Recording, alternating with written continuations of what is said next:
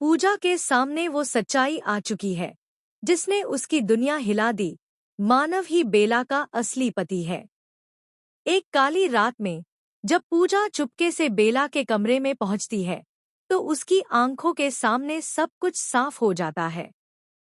बेला गहरी नींद में होती है और मानव उसके पास बैठकर उससे अपने प्यार का इजहार कर रहा होता है। वह कहता है कि बेला उसकी पत्नी है, उनका बच्चा सुरक्षित रहना चाहिए और दोनों मिलकर पूरी प्रॉपर्टी पर कब्जा करेंगे। ये सब सुनकर पूजा के होश उड़ जाते हैं। उसे समझ आ जाता है कि बेला के पेट में पल रहा बच्चा मानव का ही है। लेकिन किस्मत उसका साथ नहीं देती, क्योंकि वह इस सच्चाई का कोई सबूत इकट्ठा नहीं कर पाती। अब पूजा ने ठान लिया है कि वह हर हाल में सच सबके सामने लाएगी। लेकिन इस बीच सबसे बड़ा झटका उसे तब लगता है जब कबीर का व्यवहार अचानक बदलने लगता है।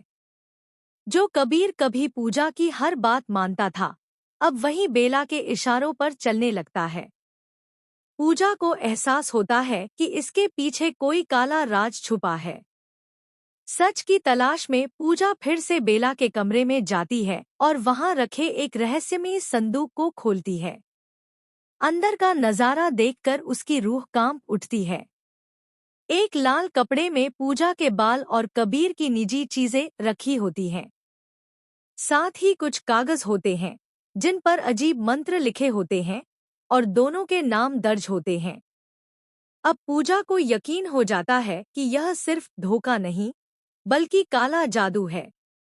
घबराई हुई पूजा पंडित जी के पास पहुंचती है, जहां उसे पता चलता है कि उस पर और कबीर पर वशीकरण किया गया है। इस बंधन को तोड़ना आसान नहीं है। इसके लिए पूजा को एक कठिन और शक्तिशाली पूजा करनी होगी। लेकिन हालात और भी मुश्किल हो जाते हैं, क्योंकि बेला को शक हो चुका है कि पूजा सच के करीब पहुंच गई है। घर वाले भी पूजा की बातों पर भरोसा नहीं करते, जिससे वह बिल्कुल अकेली पड़ जाती है। अब कहानी उस मोड़ पर है जहां पूजा को अपने प्यार, अपने रिश्ते और सच के लिए हर हद पार करनी होगी। क्या पूजा इस काले जादू को तोड़ पाएगी? क्या कबीर को सच्चाई का एहसास होगा? या फिर बेला की खतरनाक चालें सब पर भारी पड़ेंगी? पूजा के सामने अब वो सच्चाई आ चुकी है जिसने उसकी पूरी दुनिया हिला दी है। मानव ही बेला का असली पति है।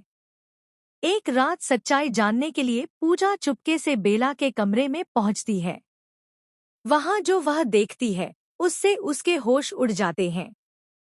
बेला गहरी नींद में होती है और मानव उसके पास बैठकर उससे अपने प्यार का इजहार कर रहा होता है। वह साफ कहता है कि बेला उसकी पत्नी है, उनका बच्चा सुरक्षित रहना चाहिए और दोनों मिलकर पूरी प्रॉपर्टी हासिल करेंगे। यह सब सुनकर पूजा अंदर तक टूट जाती है। उसे यह भी पता चल जाता है कि बेला के पेट में पल रहा बच्चा मानव का है। लेकिन सबसे बड़ी कमी यही रह जाती है कि वह इस सच्चाई का कोई सबूत इकट्ठा नहीं कर पाती। अब पूजा ने ठान लिया है कि वह हर हाल में सच सबके सामने लाएगी। मगर इसी बीच कबीर का व्यवहार पूरी तरह बदलने लगता है। जो कबीर कभी पूजा की हर बात मानता था, अब वही उससे दूर होकर बेला के इशारों पर चलने लगा है। पूजा को एहसास होता है कि इसके पीछे कोई गहरा राज छुपा है। सच्चाई की तलाश में पूजा एक बार फिर बेला के कमरे में जाती है और वहां रखे एक रहस्यमयी संदूक को खोलती है। अंदर का नजारा देखकर उसकी रूह कांप उठती है।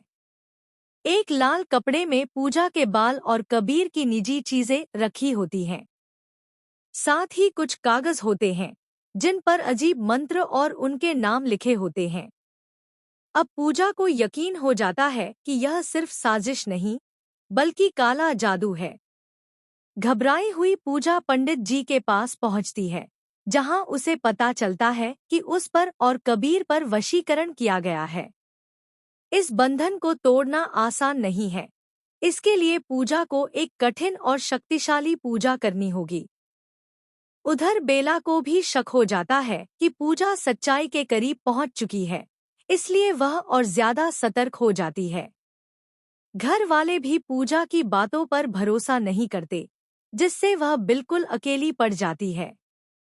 अब कहानी उस मोड़ पर आ गई है जहां पूजा को अपने प्यार, अपने रिश्ते और सच के लिए हर हद पार करनी होगी। क्या पूजा इस काले जादू को तोड़ पाएगी? क्या कबीर को सच्चाई का एहसास होगा? या फिर बेला की खतरनाक चालें एक बार फिर सब पर भारी पड़ेंगी?